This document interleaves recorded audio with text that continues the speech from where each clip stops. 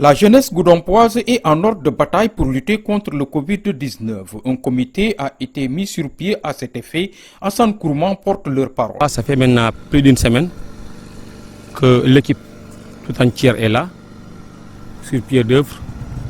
Nous commençons le boulot à 7 h du matin et nous descendons à 19 h tous les jours.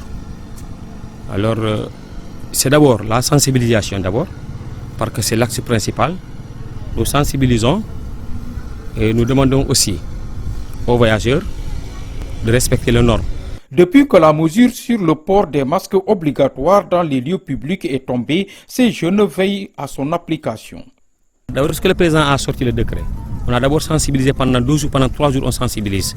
Depuis avant-hier, on a bloqué. Toute personne qui entre ici, qui porte un masque. On travaille ensemble en parfaite synergie avec les tailleurs. Ils nous amènent leur masque ici, n'est-ce pas? Bien homologué, n'est-ce pas? Ils amènent ça et là, toute personne qui n'en a pas, on te demande de payer avant d'entrer dans la ville. De telle sorte que toute personne qui entre dans la ville a un masque. Des difficultés, il y en a aussi. Pour nous. Mais au fur et à mesure qu'on sensibilise, au fur et à mesure qu'on explique, maintenant on a moins de boulot ici. S'ils passent, ce sont eux-mêmes qui exigent même à laver leurs mains.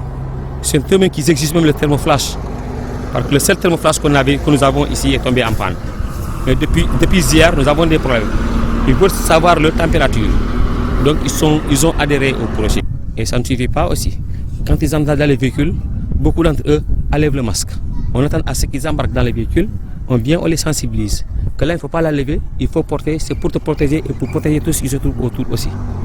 Ces jeunes lancent un appel aux autorités afin qu'elles puissent leur appuyer dans cette mission. Nous lançons aux autorités ici, c'est que c'est des volontaires ici. C'est des jeunes qui se sont levés ici pour défendre leur patrie. Donc, comme on l'a si bien dit, nous mettons la main à la pâte. La prise en charge même, le petit déjeuner, le déjeuner et la communication et le transport, qu'est-ce qui consort, c'est de bonnes volontés qui se sont levées. Donc moi, l'appel que je lance, parce qu'il y a toutes les couches qui sont là, il y a la Croix-Rouge, il y a les ASC, il y a les bonnes volontés, il y a d'autres partenaires aussi de la commune qui sont là et qui les accompagnent dans cette marche-là. Et ce que j'ai à lancer au niveau des autorités, c'est de nous appuyer d'abord un peu en ce qui concerne toujours les matériels de lave-mains, parce qu'on a ce qu'on appelle l'unique lave-mains qui est là, qui est malheureusement tombé et ce matin là s'est cassé. Si on peut avoir un autre encore, ça peut nous aider encore. Et nous appuyer encore en ce qui se connaît les produits d'hygiène qui manquent un peu.